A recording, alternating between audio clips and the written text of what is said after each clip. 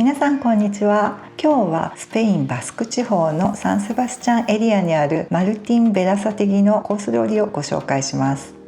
このレストランのオーナーシェフマルティンさんは新バスク料理の巨匠として世界的に有名な方です。バルセロナやビルバオなど他の都市にもレストランをお持ちで、2024年10月現在なんと11個もミシュランスターを獲得していらっしゃいます。めっちゃセレブ。さあ一体どんな料理が出てくるのでしょう。2024年7月、夫と2人行ってまいりました。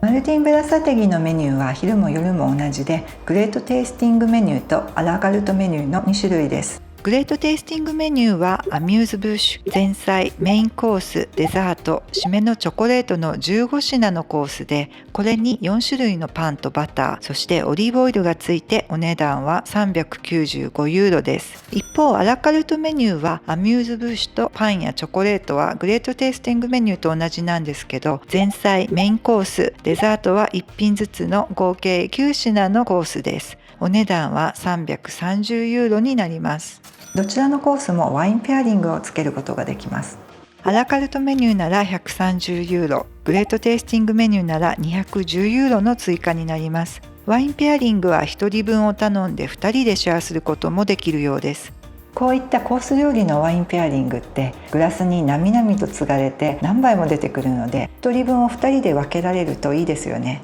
私たちはマルティンさんの料理を一通り経験したかったので、グレートテイスティングメニューを選びました。ワインペアリングはつけずにソムリエの方と相談しながら自分たちのペースで注文しました。最初のワインはソムリエの方のおすすめのエルコラルクレマットというヴィンテージ2013年のカバです。カバは皆さんご存知の通りスペインのスパークリングワインですね。フランスのシャンパンと同じ製法で作られるワインで、瓶内で二次発酵させるのが特徴です。ブドウはチャレッロという白ブドウで、カタルーニャ州バルセロナ南西の DO ペネデスを代表する品種になります。チャレッロはマカベオやバレリャードといった白ブドウと並ぶカバの伝統的な3つの品種の一つです。このカバはなんていうかシャープさもあるんだけど、ふくよかな風味でとっても美味しかったです。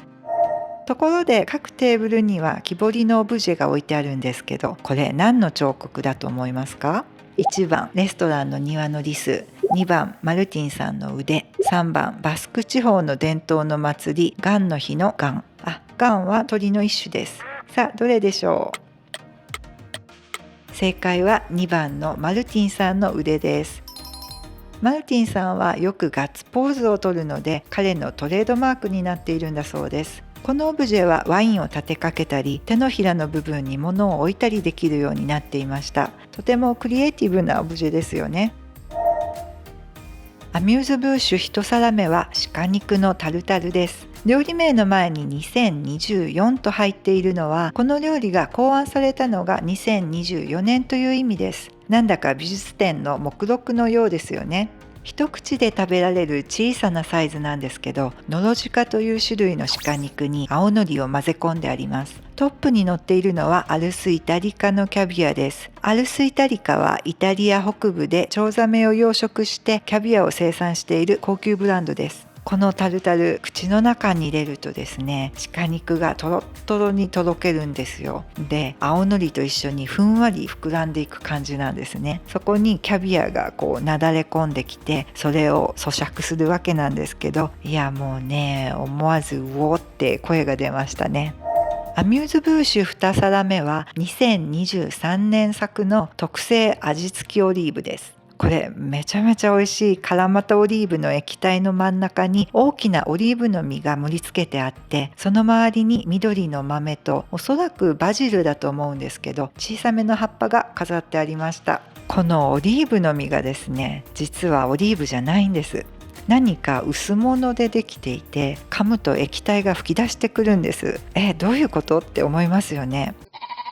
この料理のレシピをネットで見つけたんですけど、偽オリーブの皮の薄物の正体はフリーズドライのオリーブペーストを混ぜたカカオバターでした。カカオバターといえばチョコレートの原料ですけど、それ自体にはほとんど味はないんです。偽オリーブの中に入っていた液体はグリーンオリーブソースとトマトウォーターに増粘多糖類のキサンタンガムを加えたものです。器に注がれていた液体も同じ材料ですけど、こちらの方がトマトウォーターの配合が多くてキサンタンガムの配合が少ないので、スープ的なゆるい仕上がりでした。偽オリーブなのにただただ美味しいオリーブの味だったのはこういったわけだったんですね。納得です。これ美味しかった。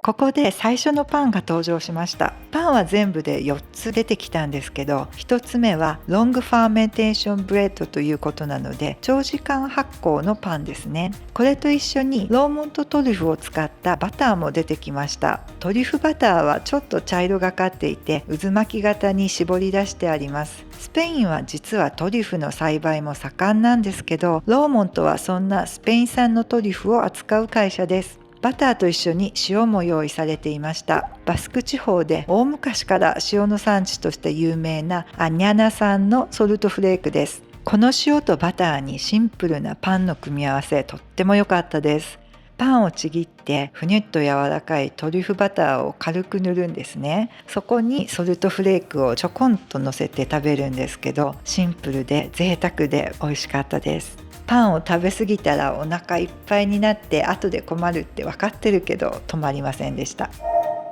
アミューズブーシュ3品目はうなぎの燻製とフォアグラに青りんごと小さな玉ねぎを合わせた一口サイズのミルフィーユです。表面がキャラメリゼされているので照りが出て見るからに美味しそうだし、パリサクな食感と甘みがいいアクセントになっていました。このうなぎとフォアグラのミルフィーユはマルティンさんの料理の中でも特に有名なスペシャリテなんだそうです。これはね、一口であむっと食べて幸せって味でした。この料理1993年がデビューの年ですので、もう20年以上も前に誕生したんですね。歴史の折り重なった一品でした。美味しかった。さあ次はアミューズブーシュ4品目です。まずスプーンに乗っているのがヒルダ、そして四角いお皿に乗っているのがマグロのタルタルとアンチョビのクリーム、バスク青唐辛子のグラッセ、そしてケーパーのスープです。最初にお皿の料理から見ていきましょう。まず真ん中がバルフェゴ社の黒マグロを使ったタルタルです。バルフェゴ社はスペインで黒マグロを畜養して世界中に販売している会社です。ちなみに黒マグロと本マグロは同じもので、アメリカではブルーフィントゥナと呼ばれています。このマグロのタルタル、とても新鮮なマグロの赤身をキュウリなどの薬味と合わせてあって、バスク地方の青唐辛子ギンディージャの酢漬けが添えられていました。タルタルの手前の黄色いのはそのギンディージャのグラッセです。言い換えれば青唐辛子のかき氷ですね。これどんな味かっていうと、青唐辛子の酢漬けの漬け汁を上品な味わいの液体に仕立てて凍らせたかき氷といった感じです。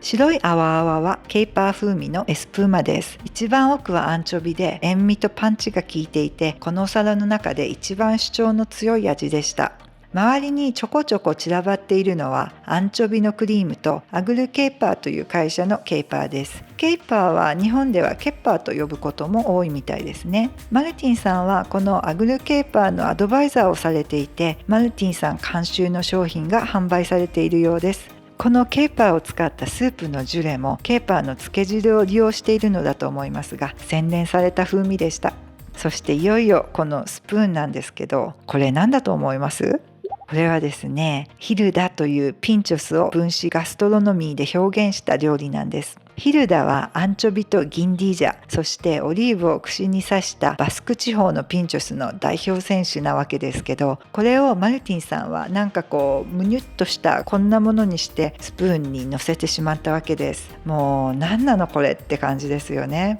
この料理は一口で食べてくださいって言われたので素直にそうしました。もうね、未知の世界すぎて、味よりもこんな不思議なものを食べたっていう体験そのものが強烈に記憶に残りました。味は本当にヒルダの味です。でもね、なんて言ったらいいのかな、異次元の世界の味って感じで、自分の脳が認識していない世界です。いや、本当に不思議でした。私料理に興奮しすぎてカバを飲むのを忘れてたんですけど、気づいたら夫のワインのグラスが空になってたので、ソムリエの方と相談して次のワインはアルバリーニョを選びました。2つ目のパンはフェヌグリークブレッドです。フェヌグリークって初めて聞いたんですけど、マメ科のハーブで種をスパイスとして使うみたいですね。一緒にアシエンダグスマン社のアルベキーナエクストラバージンオリーブオイルが出てきました。アルベキーナ種のオリーブだけを使用したオーガニックのオリーブオイルだそうです。アシエンダグスマンはスペインのセビージャにあるオリーブ農園です。何でも16世紀に遡る歴史があるそうで、テイスティングや農園ツアーなんかもできるみたいですね。最後のアムーズブッシュは甲殻類のカネロニとキュウリのクリスタリゼ、サーモン、柑橘ハーブのジュースでした。ぎょっとするくらい濃厚なこの緑色、柑橘類とハーブの溶け込んだソースです。甲殻類のカネロニはエビやカニの味のフィリングを薄いズッキーニで巻いてあって、トップにはマヨ系のクリームとディルの穂先があしらわれています。左手前のモコモコした部分がキュウリのクリスタリゼで、キュウリのジュースを凍らせて大きめのかき氷にしたものです。キュウリのかき氷に緑のシロップをかけた感じですね。サーモンのねっとりした旨味もこのソースのドロドロ感とマッチしていました。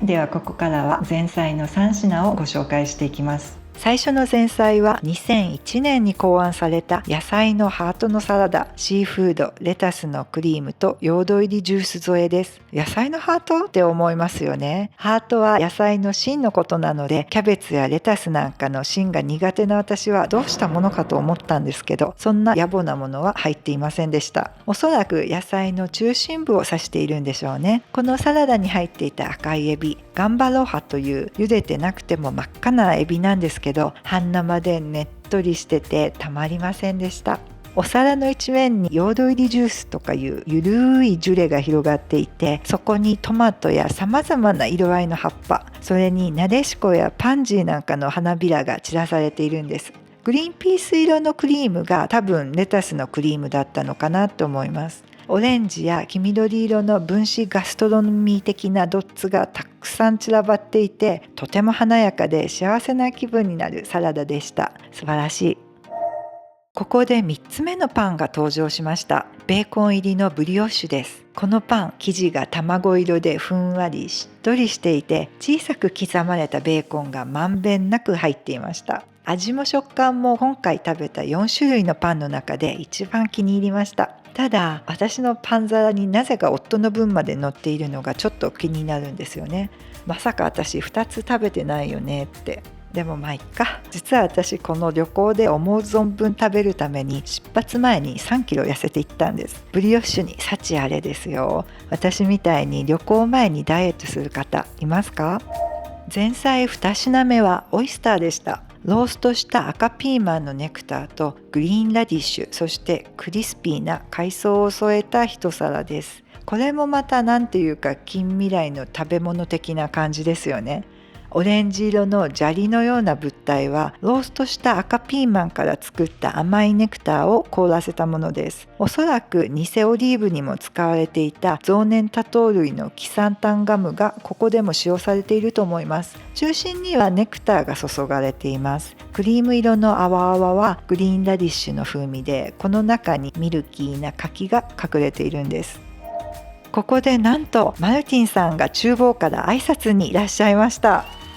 マルティンさんはスペイン語とフランス語しか話されないので、私たちのような英語を話すゲストには部下の方が丁寧に通訳してくれます。実際にお会いしたマルティンさんはとても優しい雰囲気の方で、料理を褒める私たちにこの後ますます美味しいのが出てきますよっておっしゃってました。せっかくなので一緒に写真を撮ってもらいました。なんか自然な流れで全員お約束のガッツポーズです。最後の前菜は2022年に考案されたトリュフにポルチーニ茸のムースとハモンイベリコを添えた一品です。このトリュフがまた遊び心たっぷりなわけですよ。料理を運んできたのはマルティンさんの通訳も務めていた女性でしたけど、彼女が言うんです。このトリュフはトリュフではないんです。これ実はフォアグラなんです。はって感じですよね。もうね、好奇心マックスでこの黒いダイヤに臨みました。まずね、スプーンがふにゅっと入るんです。これ本当にフォアグラでした。ふんわりとろっとろのフォアグラです。神様って感じ。偽黒トリュフの上に乗っているサマートリュフは本物です。で、偽物と本物にポルチーニ茸のムースもハモンイベリコもジュレも全部スプーンですくって口に入れてみました。もうね、こんなん好きに決まってます。これはあっぱれでした。もう本当にすごい。メインコースの一皿目は今年の新作ブラックモンクフィッシュというあんこうと小さなイカのイカスミボンボンが出てきました。このボンボン、説明を聞くまでは何か巨大な魚の目かと思ったんですけど違いました。これね、イカスミのソースを包んでいる外側の皮もイカなんです。一口サイズなんですけど、噛むとですね、プシャッとソースがほとばしるんです。で、口の中でイカのイカスミ和えができちゃうんですよ。あんこうはプリッと締まった身でとてもしっとり仕上がっていました。確かこのオレンジ色のソースは上品なエビのビスクだったと思います。あんこうの下にあるのがアニスの実のベースなんでしょうけど、すみません、どんな味だったか覚えていません。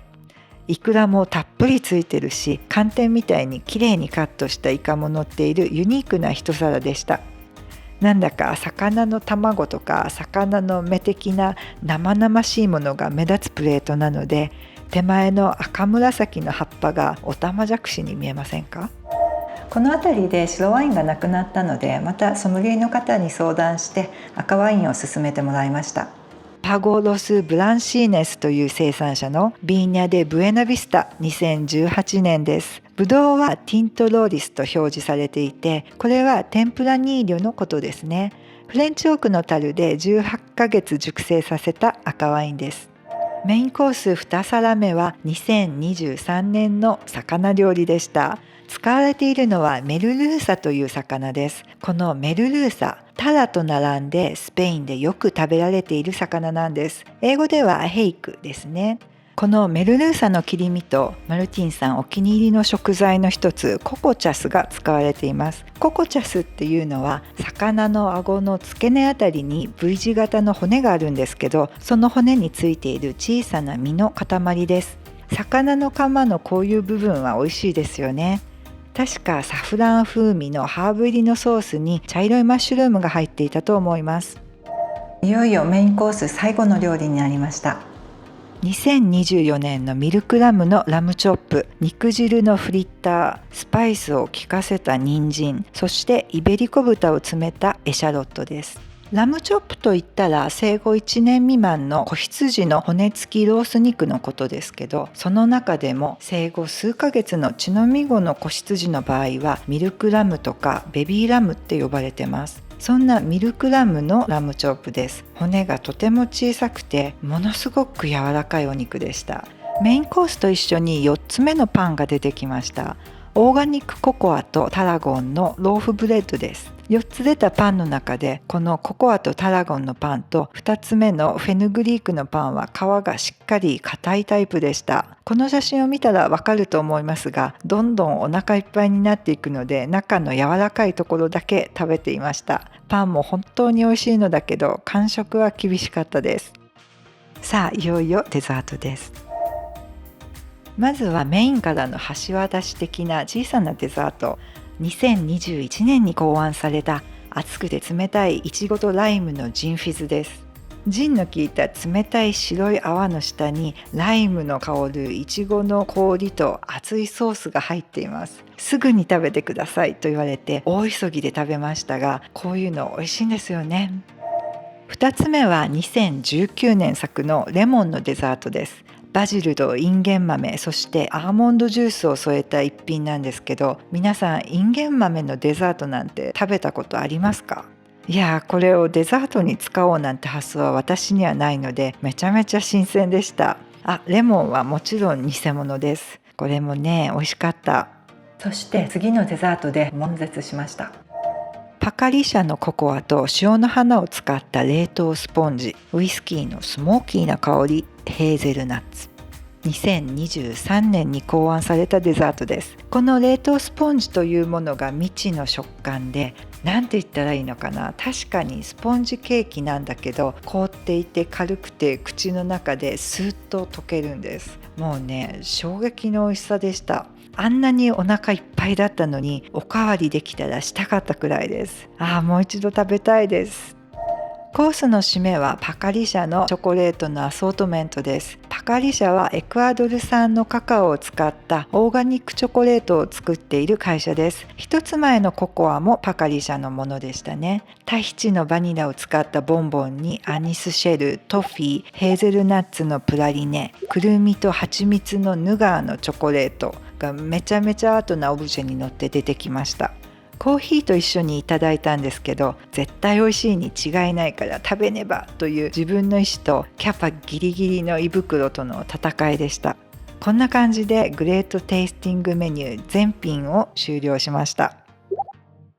ではレストランの予約やドレスコードについて簡単に説明しておきますね。予約はレストランのウェブサイトから入れられます。2024年9月現在ではランチが1時から2時15分までのスタートで6時に一旦クローズします。ディナーは8時半から9時半までのスタートで閉店時間は夜1時です。私たちは2時の予約でスタートしてレストランを出たのが5時半頃でしたので約3時間半の食事でした。服装はスマートカジュアルということでしたが、夏休みの昼間ということもあってか結構カジュアルで、中には普段着っぽい人もいました。とはいえレストランはモダンで洗練されていますので、しっかりおしゃれしていっても浮きません。個人的にはせっかくの機会なのできれいめな格好をおすすめします。ちなみにサンセバスチャンエリアには2024年9月現在3軒の三つ星レストランがあります。店によって予約状況やお休みの時期が違うのでスケジュールに合わせて検討されてみてください。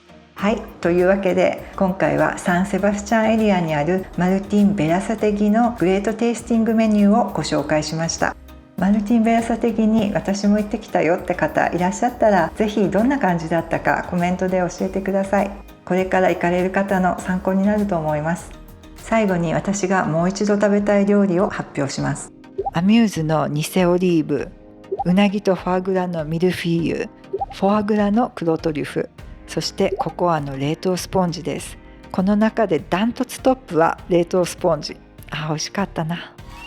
皆さんは食べてみたい料理がありましたか？ぜひコメントで教えてください。